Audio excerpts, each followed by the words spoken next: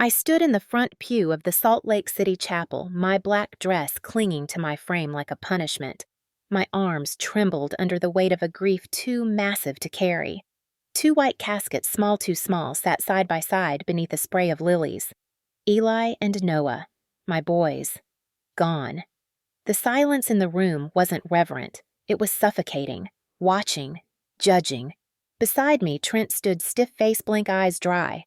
His hand hadn't touched mine all morning, not when we woke in the empty nursery, not when the undertaker had handed me the death certificates, and not now, not when I needed it most. I expected the worst moment of this day to be seeing the caskets, but that was before Allison, my sister, rose from her seat. She smoothed her sleek navy blouse, the only one not in full black, and stepped forward. I froze. Pastor Elkins hesitated at the pulpit, then stepped back. Why wouldn't he? Allison had a way of making herself important, of owning rooms she didn't deserve to enter. She walked up between the caskets with the grace of a eulogist, except there was no sympathy in her voice when she turned to face the congregation. Only judgment.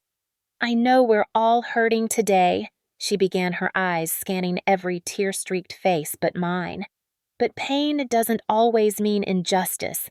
Sometimes pain is just the natural cost of order being restored." The sentence stunned the room into a colder silence. "I've always believed that some babies aren't meant to live," she continued, her voice sharp despite its smoothness. "God makes those decisions for reasons we can't question. And maybe, just maybe, this was his way of sparing them." Gasps rose from the second row. My cousin Meredith turned toward me with a look that was almost pity, almost doubt. "Sparing them, Rebecca, is strong," Allison went on, her voice rising. "But not every woman is meant to mother 3 children, especially not while working, exhausted, fragile. That kind of strain leads to mistakes. Tragic mistakes. Perhaps it's better this way." The room became a graveyard inside a graveyard. I opened my mouth, but no sound came out. My throat was tight with disbelief, rage, shame. Trent didn't move. He didn't stop her. My vision blurred. For a moment, I thought I'd collapse. Then I felt a small hand slip into mine. Molly. My daughter stood beside me, 8 years old, in a black dress I'd borrowed from our neighbor the night before. The same one she'd worn to her school's spring recital 2 months ago. Back when her brothers were alive. Back when we thought we were a family. She squeezed my hand 3 times. Our silent code. "I love you." I looked down at her. Her face wasn't tear-streaked. It was steady, calm in a way no child should have to be at their baby brother's funeral. Allison turned to walk back to her seat. But Molly let go of my hand. She stepped into the aisle. I didn't realize what she was doing until her shoes clicked steadily against the chapel's stone floor. She wasn't heading to the bathroom. She wasn't running away. She was walking toward the pulpit. All eyes followed her, including Allison's. Pastor Elkins knelt as Molly tugged gently on his sleeve. He leaned down, whispered something. She whispered back. Then she turned toward the room, and her voice rang out with more clarity than any adult had dared use since this nightmare began. "Should I tell everyone what Aunt Allison put in the baby bottles?" The air cracked like glass. Allison's face drained of all color. Her mouth opened, but no words came. Trent finally looked up from his clasped hands. The hush in the chapel was terrifying, anticipatory. Molly didn't waver. Pastor Elkins, bless his stunned composure, kept his voice even. "What do you mean, sweetheart?" Molly looked straight at him. Then at me. Then at the sea of family who had pitied me with suspicion since the twins died. "Last Tuesday," she said. "I saw her take the bottles and crush pills into them. She said they'd sleep better. She said you were too tired to handle them crying." The tremor that ran through the room wasn't sound. It was truth, and it hit everyone at once. Allison took 1 step forward. "You little liar." But Pastor Elkins held out an arm. Molly wasn't finished. "I took video," she said, "on Mommy's old phone. I have pictures of the bottle, the pills, her hand." My knees buckled. I would have hit the floor if the pew hadn't caught me. Trent stared at our daughter like she was a stranger. Allison's hands shook. Her mouth opened again. But Molly beat her to it. She said, Dead babies don't cry, she said softly. That's what she told me. That was the moment I stopped being a grieving mother and started becoming a witness to a crime. There are moments that fracture your life cleanly in two, before and after. The moment Molly spoke those words at the pulpit was the crack that split my world, but the aftershocks had been building long before that day. Long before the caskets, before the nursery grew cold, before my sister became the monster behind my loss. It began when I thought I was healing.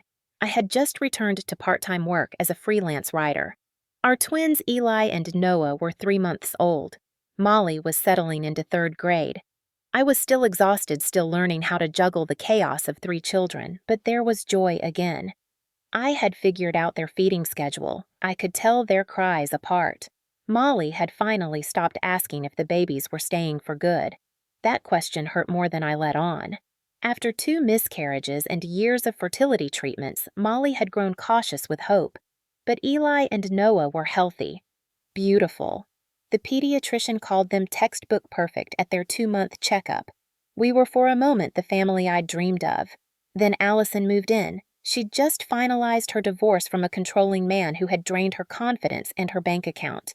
She said she needed a fresh start, and I believed her. She had nowhere else to go. I couldn't turn my sister away. I owed her that much, or at least I thought I did. The first week she was with us, she was helpful. She made dinners, washed bottles, watched the twins while I napped. She joked that she was making up for being the selfish big sister who once locked me in a closet during a thunderstorm. I laughed, and I shouldn't have. That memory had terrified me for years, but it was easier to forgive than confront. That's what families do right. We brush past the ugly parts and focus on the blood that binds us. The cracks didn't show immediately. They started small. Comments, suggestions. You really should keep them on a tighter nap schedule. Don't rock them every time they cry. They'll never learn to self-soothe. You're still breastfeeding. I thought you'd given up by now.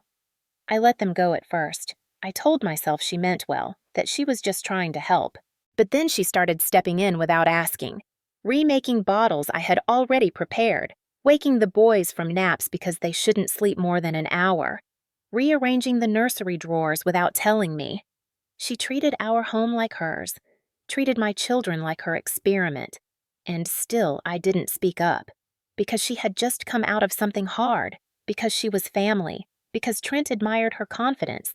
Because every time I pushed back, she'd say things like, "I'm just trying to help you not burn out Rebecca." Or worse, "Don't be so sensitive. You're hormonal." I wasn't hormonal. I was drowning, and no one saw it. Trent had started traveling again for work, which meant Allison and I were alone with the kids for days at a time. He'd call each night and ask, "How's Allison handling everything?" Not, "How was I doing?" Not, "How were the boys?" Just her. I'd say, "She's fine." Because what else could I say? That she'd begun logging every feeding, every diaper change like she was tracking my failures, that she moved the baby monitor from my nightstand to hers without asking, that she whispered things to Molly when they thought I wasn't listening. Molly had changed too. She stopped drawing pictures of our family. She spent more time in her room. She asked questions I didn't have answers for. Why does Aunt Allison think you need so much help? Why does Daddy say he's lucky to have her around? One night after the twins had gone down, she sat beside me on the couch and said, "You're still a good mom, even if you cry sometimes." I hugged her so tightly I think I scared her. Allison didn't cry, not once. She had this way of talking to the boys like she was training dogs. Firm voice, no softness. I caught her saying things like, "No more tears, no more noise. Good boys don't cry like that." And then she'd smile at me like I should thank her. I tried telling Trent once, just once. I said I don't like how she talks to the babies, or to Molly. He said, "She's just direct." "You're tired, honey. Don't take everything so personally." That night I cried alone in the bathroom with the door locked. I started second-guessing myself. Maybe I was tired. Maybe I was fragile.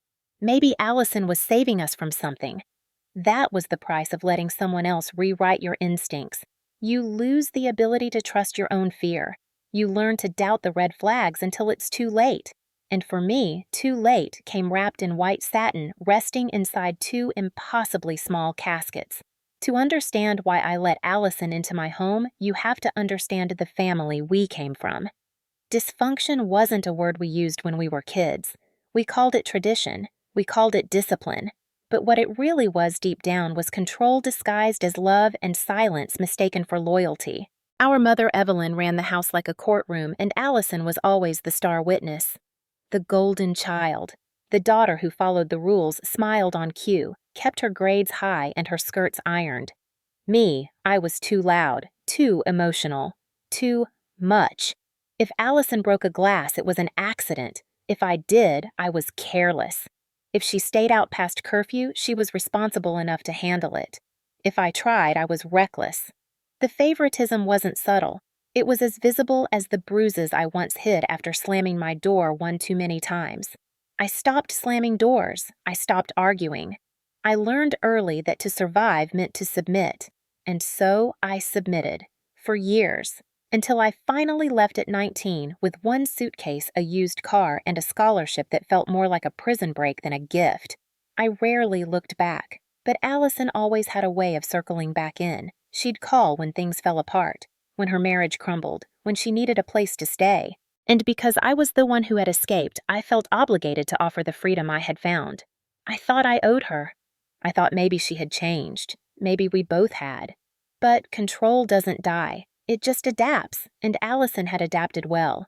She knew how to sound like she cared, how to weaponize concern. "You seem overwhelmed, Rebecca," she'd say, placing her hand on mine. "Let me help." But the help always came with a price.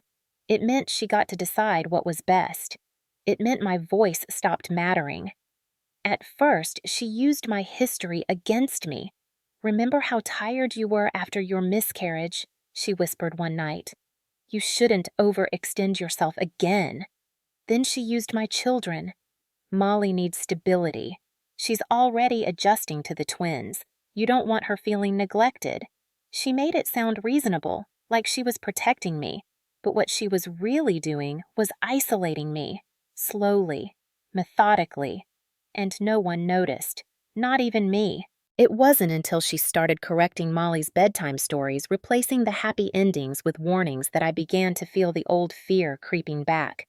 One night, I overheard her tell Molly, "Sometimes moms don't know what's best. Sometimes kids have to be brave and speak up." I stood frozen in the hallway. I wanted to burst in to confront her. But I didn't, because deep down, some part of me was still that child hiding bruises beneath sleeves, trying to avoid becoming a target. The worst part, she knew it. Allison could smell fear like blood in the water, and she used it, with a smile, with a hug, with every casual dismissal of my instincts. She gaslit me with sisterly concern. "You're just tired. You're imagining things. You're being sensitive." The more she undermined me, the more I clung to the illusion that keeping the peace was the right choice. That if I just endured a little longer, she'd leave things would go back to normal. But nothing was normal. Not with Allison. Not with our family. Not with the ghosts I had tried to outrun. I started dreaming about the old house, the locked closet, the look in my mother's eyes when I said something she didn't like. And every time I woke up, Allison was still in my house, still feeding my sons, still telling Molly bedtime stories that ended in lessons about obedience and sacrifice.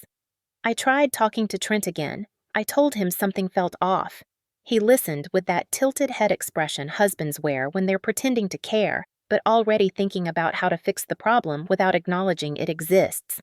"Just tell her to back off," he said. "Set some boundaries." As if I hadn't been trying, as if it was that simple. But he wasn't home most days. He didn't see the subtle jabs, the shifting alliances, the way Allison turned our home into her stage and me into her understudy. He didn't see Molly flinch when her aunt raised her voice, or how the twins cried less when Allison was near too little, not too much. I thought maybe I was paranoid. Maybe I was broken. Maybe motherhood had rewired me wrong. That's the danger of toxic families. They don't just harm you. They make you question the harm. They convince you that the pain is your fault, that if you just behaved better, it would stop. And by the time you realize the pattern is repeating, it's already claimed something you can't get back. It was the small things that started unraveling me. The way Allison would reposition the baby monitor every night so it pointed more toward her side of the shared nursery. The way she began logging every feeding and diaper change on a clipboard without ever asking me. The way she told Molly to let Mommy rest even when I was perfectly awake and fully capable. Each action by itself looked innocent, maybe even helpful.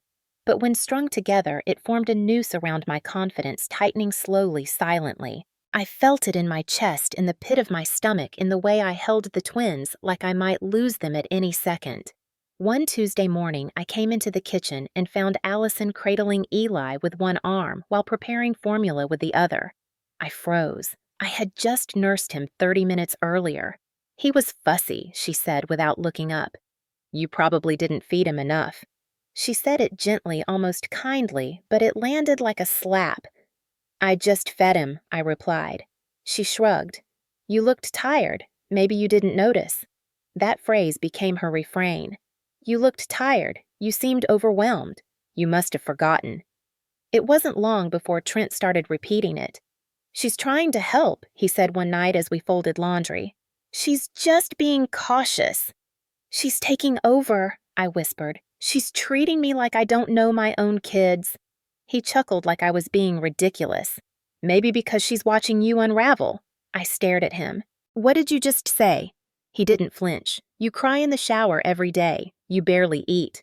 You're losing it, Rebecca. Maybe she sees what you won't admit. The room spun. He wasn't just dismissing me. He believed her. That's when I started to doubt myself. Doubting what I saw, what I knew, what I felt. I found myself tiptoeing around my own home, second-guessing every instinct. Was I overreacting? Was I really that tired? Did I forget to burp Noah after feeding? Had I left a bottle too warm? Was I failing? I began writing things down in a notebook. Times, feeds, cries, my own behavior. I needed proof for myself. I needed to remember that I wasn't losing my mind, that my instincts were still valid. One Thursday, I noticed Molly lingering in the hallway, watching Allison prepare bottles. She looked worried. I asked her later if something was wrong. She shrugged. Aunt Allison said she was giving them vitamins. Vitamins, I repeated. What kind of vitamins? She didn't say. Just said it would help them sleep. My heart dropped. I asked Allison about it that evening, casually, trying not to sound accusatory. Oh, she said, waving it off. Just a little herbal mix. Chamomile. Nothing strong. I've been giving it to babies for years. It's perfectly safe. Maybe run it by the pediatrician first, I said. Her smile tightened. Why don't you trust me? That question sat heavy in the air. Don't you trust me? It was a trap, a challenge. If I said no, I'd be the paranoid mother. If I said yes, I'd be complicit. I said nothing, and that silence felt like permission. Things got worse. The twins started sleeping longer. At first, I was relieved. Rest was rare, precious. But then I realized they weren't just sleeping longer. They were hard to wake. Their limbs limp, their cries weak when they did stir. One morning, I touched Eli's cheek, and it took almost a full minute for him to open his eyes. Maybe they're just growing, Trent said. Babies sleep a lot, but not like this, I said. They feel heavy, groggy. He sighed. You're reading too much into things. Molly stopped wanting to go to school, claimed stomach aches, wanted to stay home on the days Allison was most present. One day, she whispered, I don't like how she looks at the babies when you're not in the room. I should have listened. I should have grabbed my kids and left. But the weight of doubt is paralyzing. The fear of being wrong. The fear of looking unstable. Of proving everyone else right. So I stayed. I watched. I wrote in my notebook. I cried in silence. I listened to Allison hum lullabies that weren't soothing but cold and off-key. I listened to her whisper to the babies, Be quiet now. Good boys sleep through the night. One night I found a half-used bottle in the sink. It smelled faintly of something chemical. Not formula, not breast milk, something bitter. But by then, I didn't know what to believe. The notebook became my only anchor, and still I doubted it. Still, I let her stay. Until the night before it all ended. The night Molly left her drawing on my pillow. 2 baby bottles with a skull above them, and underneath, in shaky handwriting, one sentence, "Aunt Allison is hurting them." That was the moment I knew. I just didn't know how fast the end was coming. The night before my boys died, I couldn't sleep. I don't know if it was mother's intuition or just the heaviness that had settled in my chest over the past few weeks, but something felt off. The twins had gone to bed at 8, fed and bathed and wrapped in their softest blankets. Allison had been the one to give them their bottles that evening. She'd offered without asking already in the nursery when I came upstairs. "You go shower," she'd said. "Take a minute to breathe. I've got them." I hesitated in the hallway, listening to the clink of bottle caps, the hush of her voice. I couldn't hear what she was saying, but her tone was too calm, too rehearsed. It was the same voice she used when she lied. I stood outside the nursery for a few seconds longer than I should have, but I walked away. Because I was exhausted, because I wanted to believe she was just helping, because I was afraid that if I questioned her, I'd lose what little peace still existed in our home. I showered. I cried. I stared at myself in the mirror and barely recognized the woman looking back. When I checked on the twins at 10, they were sound asleep, too sound. I brushed Eli's cheek. He didn't stir. I touched Noah's hand. Limp. I told myself they were in deep sleep, that babies had nights like that I was just projecting my fear. So I kissed their foreheads and turned off the light. I told myself they were fine. I wanted them to be fine. At 4:47 the next morning, I woke up, not to crying, not to baby sounds, but to silence. The kind of silence that wakes you because it doesn't belong. I sat up in bed, heart already pounding. The monitor screen glowed softly. 2 still shapes. No movement. No sound. Not even the soft rise and fall of breath. My chest tightened. I told myself to stay calm, that they were just in deep sleep, that the monitor sometimes lagged. I got up quietly, careful not to wake Trent. The hallway was dark. The nursery door was slightly open. I pushed it wider. Morning light filtered through the window, catching the dust in the air. Everything looked normal. Too normal. I went to Eli's crib first, touched his cheek. Cold. Too cold. I shook him gently. Nothing. I pulled him into my arms. He was stiff, unmoving. His lips had a faint blue tint. A scream tore out of me. A raw animal sound. Not a mother's voice. A wounded creature. A howl of disbelief. Trent burst into the room seconds later. He took one look at Eli in my arms and ran to Noah's crib.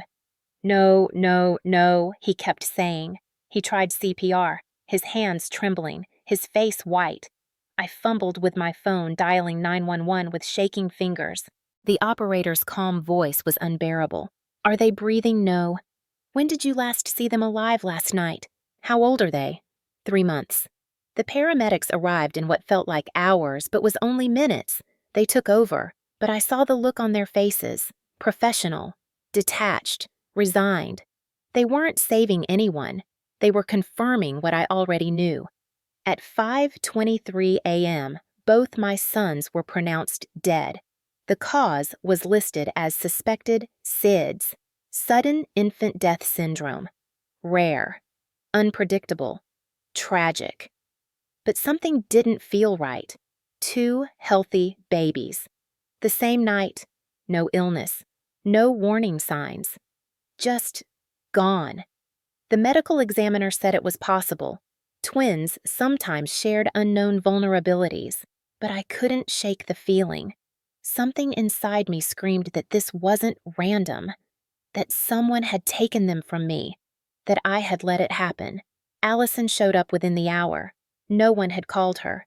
She claimed she had a feeling something was wrong. She walked past me like I was a shadow, went straight to Trent. "My poor boy," she whispered, wrapping her arms around him. My poor broken boy. Not our boys, not the babies, just her brother.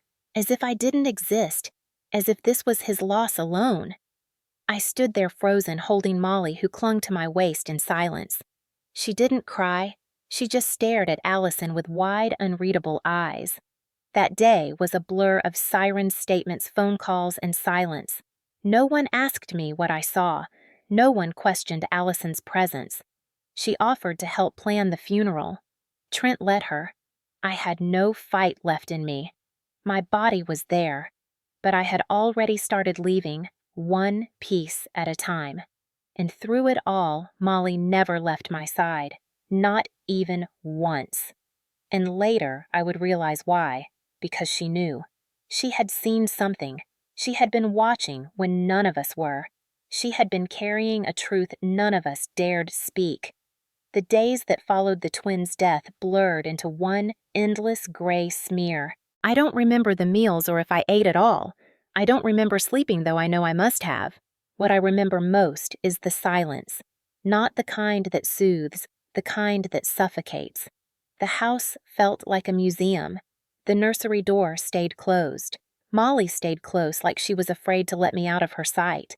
And Allison, she moved through it all like she owned the grief, like it belonged more to her than to me. She took over everything. Funeral arrangements, guest lists, even the casket selection. White is too fragile, she told the funeral director. Wood is more traditional, more stable. Stable. As if we were discussing kitchen cabinets. I tried to speak up once. I want white, I said, voice shaking. They were babies. They deserve purity. Allison smiled gently, condescendingly. Of course, Rebecca. But you're not thinking clearly. You haven't slept. She turned to Trent. You agree, don't you? And he nodded. He nodded like a man hypnotized, unable to challenge the voice that sounded so sure.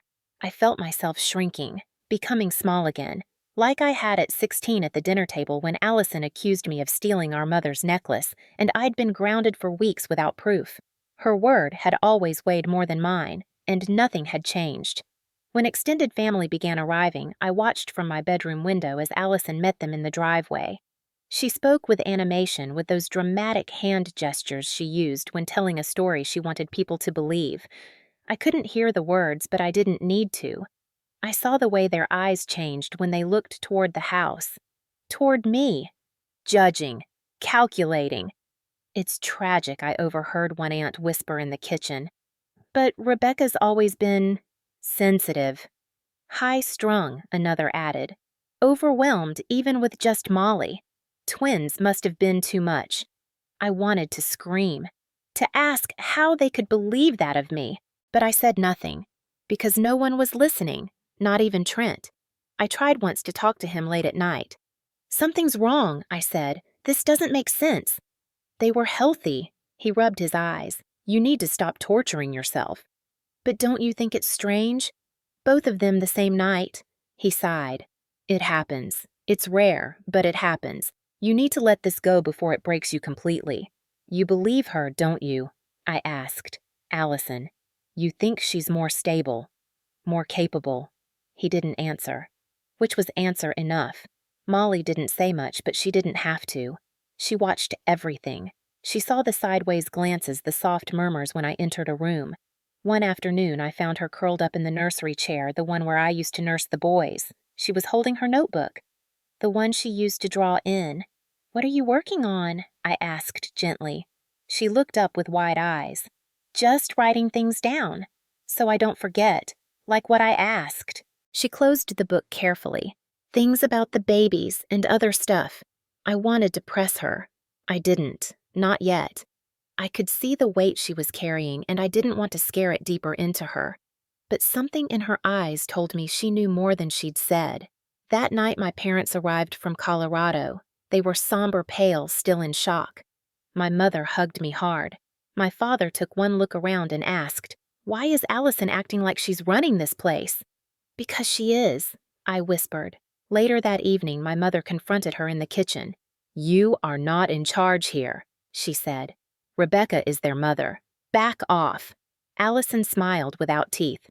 "I'm just trying to help. Someone has to." "Help doesn't look like control," my mother snapped. "You're not the only one who's grieving." "Apparently I'm the only one who's thinking clearly," Allison replied smoothly. "Two babies don't just die, Evelyn.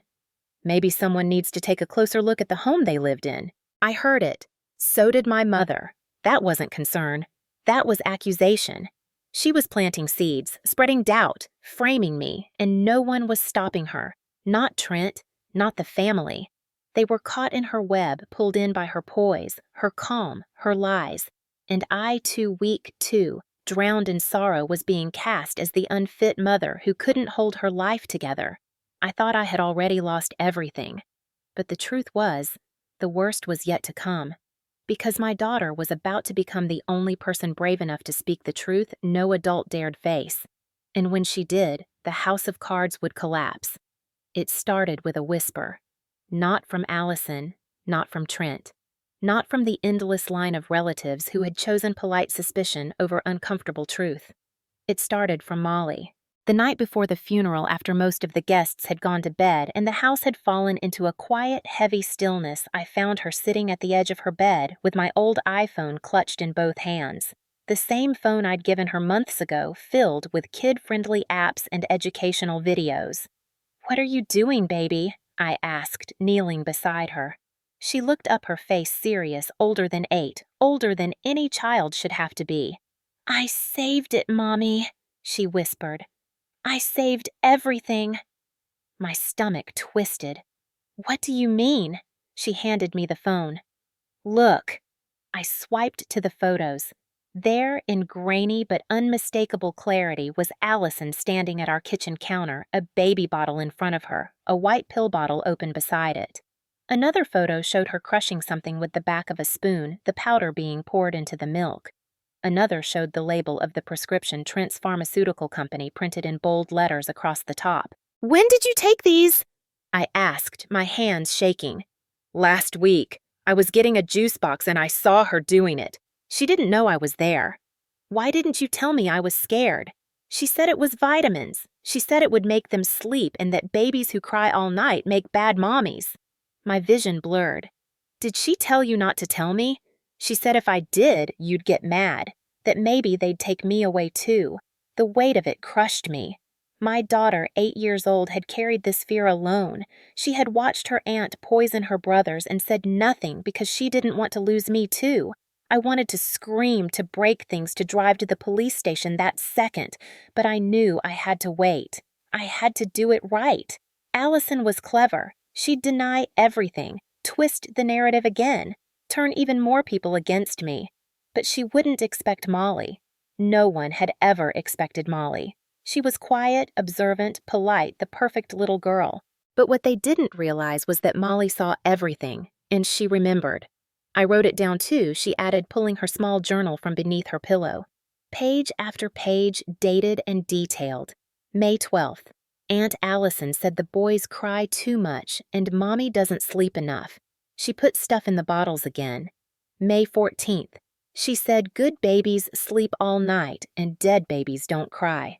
I closed the journal slowly, afraid that if I let go, the words would vanish and I'd wake up in a nightmare worse than the one we were already living. But I didn't wake up. It was real. All of it.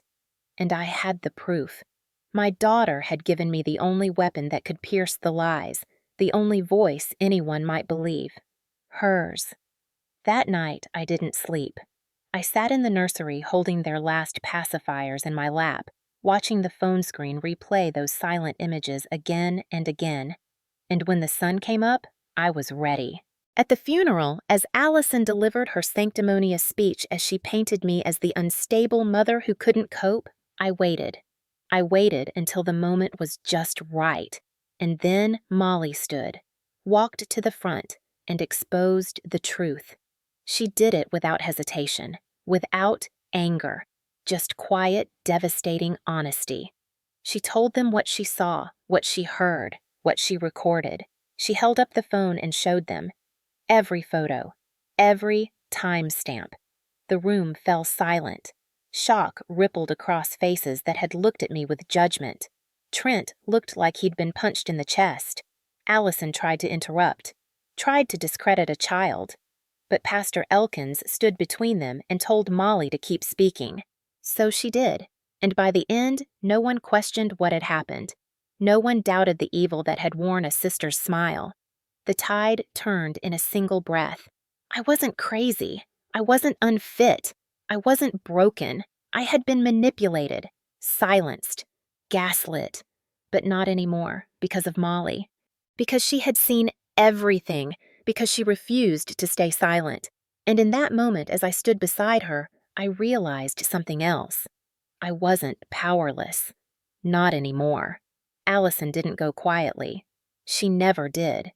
The second Molly's voice faded and the images on the phone burned themselves into everyone's minds, she tried to reclaim control. "She's lying!" She snapped, her voice trembling but sharp. "That child doesn't understand what she saw." But no one moved to support her. Not Trent, not Pastor Elkins, not the family members who had spent the past 3 days nodding along to her every carefully planted suggestion. She took a step forward, her eyes locked on Molly. "You don't know what you're talking about, young lady." But Pastor Elkins stepped between them, his frame blocking hers completely. "Sit down, Allison," he said firmly. She didn't. It was just a sleep aid. Mild. Safe. Babies cry too much these days. Mothers give in too easily. I was helping her. I was teaching her how to be stronger. Her words spilled out unfiltered, full of conviction. That was her fatal mistake. The mask slipped. The charm evaporated. What remained was the cold logic of someone who believed that babies should be quiet, that mothers should be obedient, and that her way was the only way. "You drugged my sons," I said, finally finding my voice. My words were low but lethal. "You killed them. They would have grown up weak," she hissed. "Soft. I saved them from that. I saved you from raising failures." A murmur of horror rippled through the chapel. My father stood up. So did my mother. Trent looked like he was going to vomit. And Molly, my brave, beautiful daughter, stood tall and silent, holding the phone like a badge of honor. "She has more," I said to the room. "Journal entries, photos, timestamps, everything." Allison's face twisted. She looked around and realized there was nowhere left to run. She lunged toward Molly, maybe out of desperation, maybe because she thought she could still control the story if she just silenced the child. But she never got the chance. My father stepped forward fast and steady, blocking her with a force I'd never seen from him. "Touch my granddaughter and you won't live to regret it," he said. Allison stumbled back. By then, the police were already on their way. Pastor Elkins had quietly called them the moment Molly produced the evidence. When the officers arrived, the room fell into stunned silence once again. They didn't question the situation. They moved straight to Allison, read her rights, and handcuffed her as she protested. "This is a mistake. I'm the one who tried to help. She was failing those boys. I had to step in. I did what needed to be done." They didn't listen. They didn't need to. The truth had already spoken. Loud, clear, unshakable. As she was led out of the chapel, Allison looked at me with pure hatred. "This is your fault," she spat. "If you had been a better mother, none of this would have happened." I didn't reply. I didn't need to, because everyone had seen the truth. And for once, no one looked away. The aftermath came fast. The toxicology report was expedited. The sedative she had used was traced back to Trent's pharmaceutical samples. It was never meant for children, let alone infants. The dosage was fatal, more than 5 times the recommended amount for an adult. The prosecution built the case quickly. They had photos, timestamps, a child's written account, and a confession laced with pride and delusion. Her defense team tried to argue diminished capacity. They painted her as a woman broken by divorce and trauma. But Molly's testimony shattered that argument. Calm, clear, devastating. She read from her journal. Every quote, every action, every cruel word. On May 15th, Aunt Allison said Mommy would lose us all if she didn't learn how to be stricter. On May 17th, she put the powder in again. She said quiet babies meant a good mother. On May 20th, she said the babies would sleep so deep that nothing could wake them. The jury took less than 2 hours. Guilty. 2 counts of first-degree murder. Sentenced to life without parole. She didn't cry. She didn't even blink. Just glared at me with a quiet, venomous certainty that she had been right all along. Trent filed for divorce 2 weeks later. Not because I asked him to, but because he couldn't look me in the eye. "I let her in," he said. "I handed her the tools. I believed her over you. I didn't argue. I didn't forgive him either. Some things can't be undone. Some silence is complicity. He moved to Oregon, sends Molly gifts, tries to call. But it's different now. It always will be. Because when it mattered most, he chose the wrong sister. And that choice cost us everything. 6 months later, the house was gone. Not sold, not abandoned, just left behind like a skin I had outgrown full of echoes and shadows I could no longer breathe around. Molly and I moved to a 2-bedroom apartment in Washington just 10 minutes from my parents. It wasn't much, but it was enough. Clean walls, no nursery, no judgment, just space to begin again. The first night there, I lay awake listening to the hum of traffic and thought about how quiet silence could be when it wasn't hiding something. Molly slept beside me that night, her small body curled toward mine like she still didn't quite believe we were safe. I didn't either. Not completely, but I was learning. We both were. Therapy helped. Dr. Chin was gentle, firm, never patronizing. She called Molly a truth holder, a term I didn't understand until I watched her work. Children who tell the truth in rooms full of lies carry weight most adults can't handle, she explained. Your daughter didn't just survive. She witnessed documented and exposed evil. That kind of clarity costs something. I saw it in Molly's eyes, older, wiser, still soft, but different now. She kept her journal close, still wrote every day, but not just about loss. She wrote about book school, the new girl down the hall who liked puzzles, the neighbor's cat that stared at her through the window. She was rebuilding herself one entry at a time. I was too. Slowly. Unevenly. I began to write again. Not for clients or deadlines, but for myself. Pages of grief, of fury, of guilt and memory. I wrote about the days I stayed silent when I should have screamed. About the moments I doubted myself when my instincts were screaming. About how easily someone like Allison could wrap poison in the language of help, and how easily the world believed her. One afternoon, I reread Molly's funeral statement, the part where she'd said Aunt Allison said dead babies don't cry.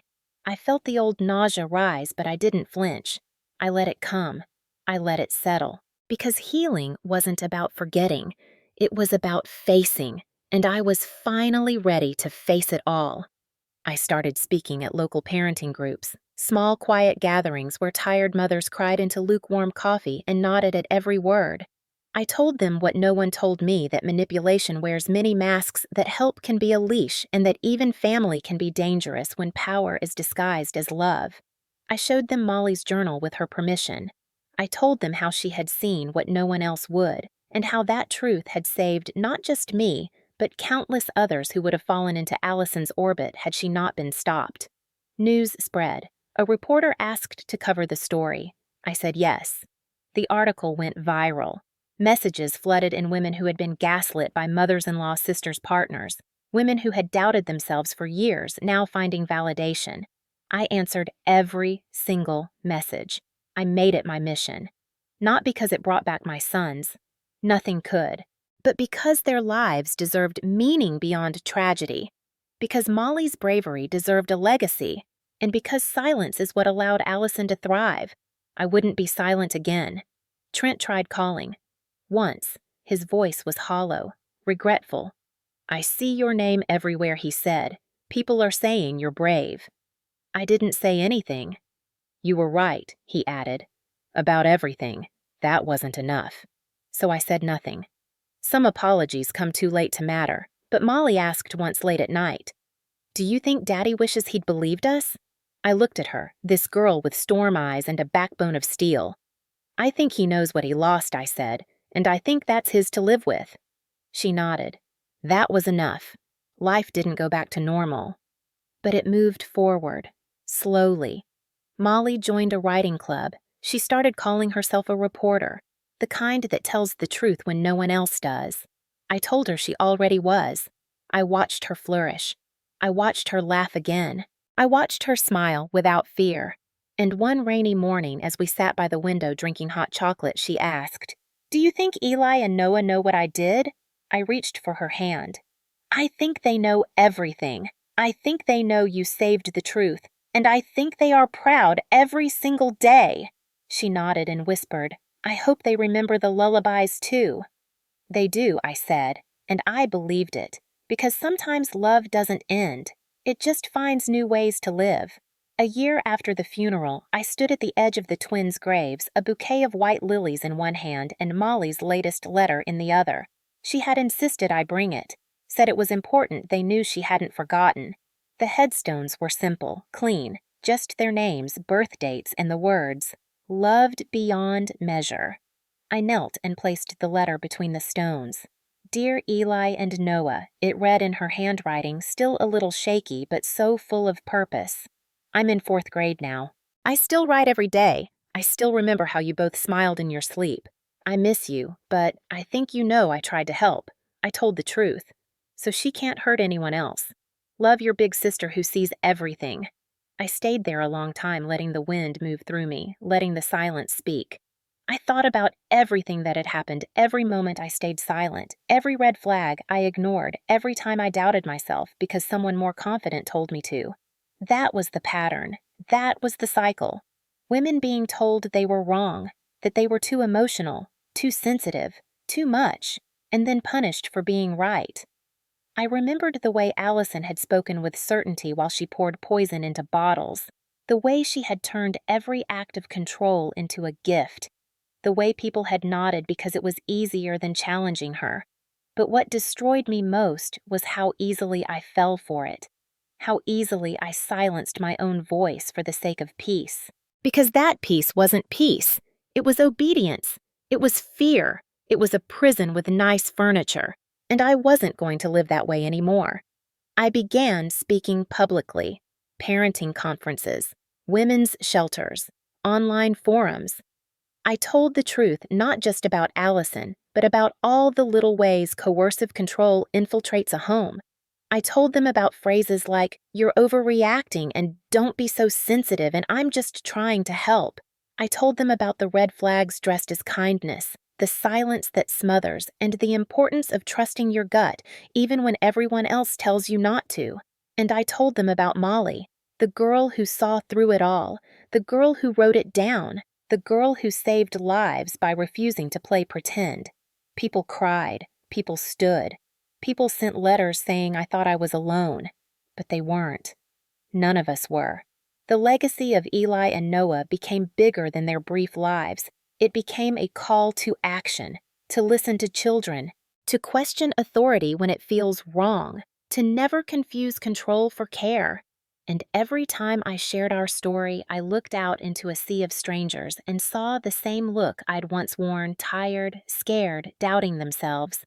But by the end, many of them stood straighter, spoke louder, took notes, shared their stories. The cycle was breaking one voice at a time. Molly continued to write. Her teachers called her an observer, a storyteller, someone who paid attention when others didn't. One afternoon, she told me, "I think I want to write a book about what happened, for kids, so they know it's okay to say something." I told her I thought that was the bravest idea she'd ever had. We worked on it together. She drew pictures. I edited her words only when she asked. And in every sentence, I saw a girl who had carried truth like armor, who had walked through fire and come out made of steel. One night, as we sat under a blanket watching the rain streak down our apartment windows, she asked, "Do you think people believe me?" I looked at her. Really looked. "They do," I said, "and the ones who don't. That's not your burden. The truth stands whether or not it's believed." She smiled softly like that was the answer she needed. Like, maybe, just maybe, she could finally set it down. As for me, I'm still healing. Some days are harder than others. Some nights, I still wake up thinking I hear a baby crying. But I'm no longer trapped by silence. I'm no longer afraid of speaking. I'm no longer letting fear wear the face of family. I loved my sister once. I believed in her, and I paid the price. But now I teach other women how to recognize the cost before it's too late. I teach them that love without respect is not love, that help without consent is not help, and that our children see everything. The cycle ends with us. And the truth, no matter how long it's buried, always finds a voice.